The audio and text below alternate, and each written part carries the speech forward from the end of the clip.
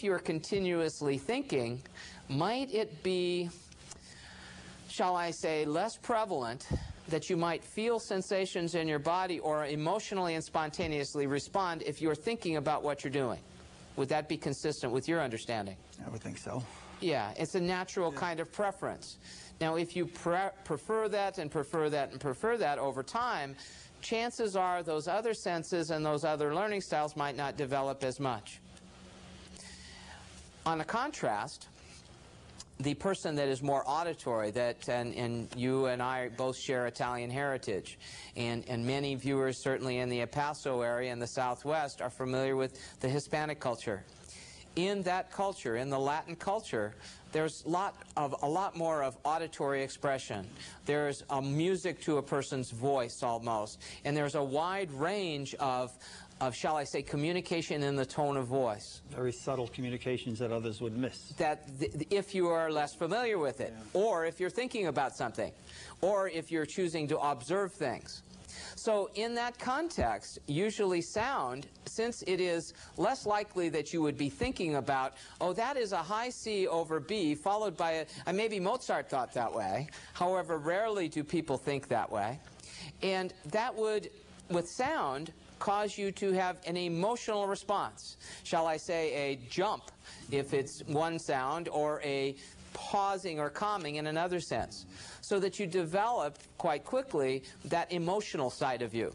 You know, and in fact, most Latin cultures are known for their passions and emotions.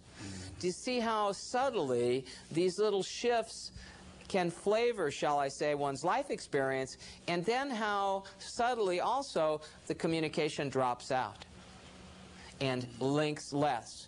Because if I am sharing with you feeling and passion and sound in my voice, and you're wondering, what does he want from me? Let me think about that. Then there is less feeling and empathy and compassion. You're coming on too strong. Too strong. You have to be concerned about your motives. Correct. And at the same time, if you were sharing my auditory response, if I give you one auditory expression, you will respond in an auditory way back without thinking. So that's simply, in a nutshell, some of the, shall I say, communication dropout that potentially happens. The way I like to describe it, Romeo, is honestly that there are 4 different and distinct languages.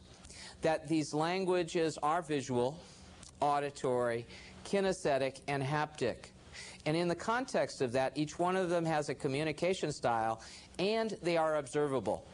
In fact, since this is a visual media, it might be valuable for me to show these 4 types visually to our viewers, and then allow them to look at each other and look at themselves in another way.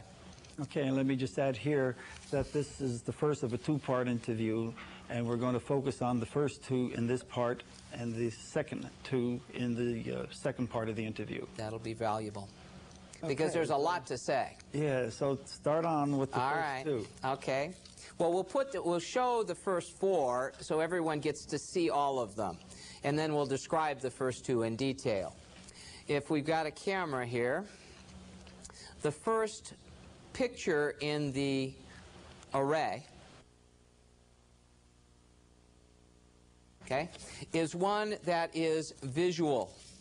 That they have little spots and flecks in their eyes. If you look at someone's eyes, even when you're shaking their hands, you will see that there are sort of little concentrations of brown color that provide a, shall I say, a texture or a continuation, a continuum of color, where those flecks tell me, and universally tell me, that everyone that has flecks in their eyes are more visual naturally.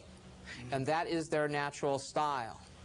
They will appear to be more observant, and in a way they sort of quickly take a picture of life, they bring it into their mind, think about it, and then they respond based on that picture. However, my life, since it's moving, sometimes there's a little bit of a time lag. Now, quite often, they're very quick with their mind, and there is almost an imperceptible time lag.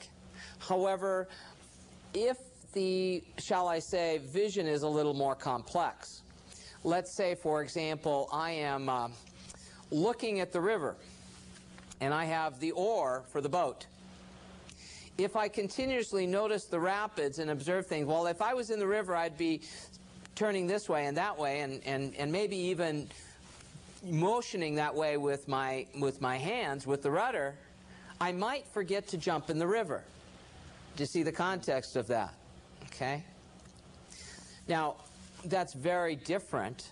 That's very different than being in the river and unaware of having a rudder. See, that's quite often, and if we look at it again for a moment, the second picture in the array has flower petal-like looking objects, that the fibers in the eyes open up and sort of have a flower petal, if you will. And in the context of that, these people are universally more auditory, and sound and emotion are their forte. And what happens is they're in the river and coping with the rapids spontaneously. They don't have time to think if they have a rudder in their hand, and they can't think if they're going to plan one way or another because they're so busy responding. Do you see how challenging those two might have in a communication? Two different worlds. Two different worlds. One's now, in the boat and one's in the water. One's in the boat and one's in the water. Or, interestingly enough, one is probably flipped out of the boat and is coping with it with a life jacket on. Now, those two styles are very, very different. They're the most diametrically opposed styles. Now, I hope that you and our viewers suspend judgment, because one of the things that I want to suggest is that all of these types, and whatever description I might make, all of them are magnificent in their own right. And what my hope is that we will learn each other's language rather than dwelling only exclusively in a visual way, or only in an auditory way, or only in a kinesthetic way, or only in a haptic way, which we have yet to discuss. I would hope that in the awareness of that, we might notice the excellence in other people. We might notice how they're doing it differently, and rather than saying, there's something must be wrong with me, say, I like and value what he is doing. I would like that to do that too. I could see the value in me doing that in this instance. That might be to add to my personality and add to and amplify my effectiveness, more than simply speaking to someone of a different style. It allows me to broaden my experience of life. And that's what really this series is a lot about, yes? Yeah, well, it's almost like a sculptor communicating with a painter. Yes. Two different mediums. Yes. But yet both excellently expressing themselves, but through a different way, and joining them would be a composer of music. Yes, yes, exactly. Another conversation. Exactly. Very well put. Because we talk about, because here exactly, 1 plus 1 plus 1 plus 1 is infinite. You know, we might have 1 plus 1 gets 3. And if you learn 3 languages, I'm sure you would appreciate 5. At the same time, if you blended all 4 of those languages, and each one of those languages has 4 dialects also. So we're really talking about 16 different and distinct, very identifiable patterns of communication. And what if we were 16 lingual? I think that would be much preferable than monolingual, that we sometimes fall into and then even defend.